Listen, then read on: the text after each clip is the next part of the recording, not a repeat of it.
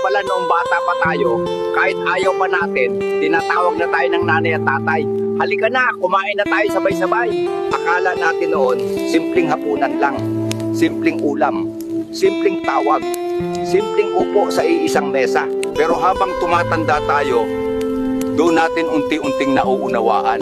Hindi pala pagkain ang gusto nilang pagsabayin. Tayo pala, puso natin. Yung pagkakataong magkakasama pa tayo. Dahil darating ang araw, araw na may kanya-kanya na tayong buhay. Trabaho, sariling tahanan, sariling pamilyang aasikasuhin. At ang hapagkainan na dati ay maingay, unti-unti palang tatahimik.